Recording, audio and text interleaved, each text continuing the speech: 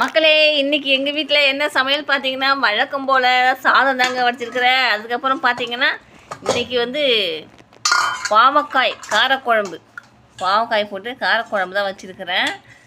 என்ன குழம்பு வைக்கிறதுனே தெரியலைங்க. மீன் குழம்பு வைக்கலாம்னு சொல்லிட்டு மீன் வாங்க சொன்னேன். ஆனால் வந்து மீன் இன்றைக்கி வந்து மழை பெய்யுதுன்றதால மீன் வாங்க போகலை அப்படின்னு சொல்லிட்டாங்க. அதனால் இன்றைக்கி வந்து பாவக்காய் போட்டு காரக்குழம்பு.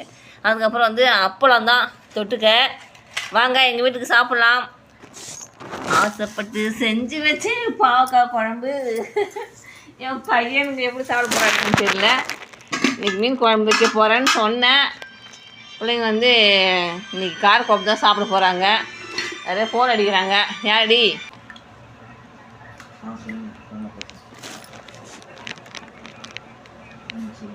வாங்க வாங்க எங்கள் வீட்டுக்கு சாப்பிட்லாம்.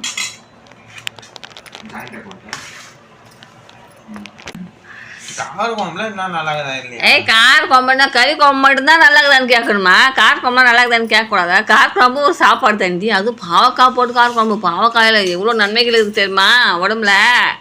இவ்வளோ வீடியோவில் காட்டக்கூடாதுன்றதுனால என்னென்ன ட்ரிக்கெலாம் சொல்லணும் தெரியுமா? கார குழம்புலாமா எடுப்பாங்க வீடியோவில் அப்படின்னு கேட்குறானுவோ. கார குழம்பு ஒரு சாப்பாடு தாண்டி. இன்றைக்கி எங்கள் வீட்டில் கார குழம்பு தாங்க.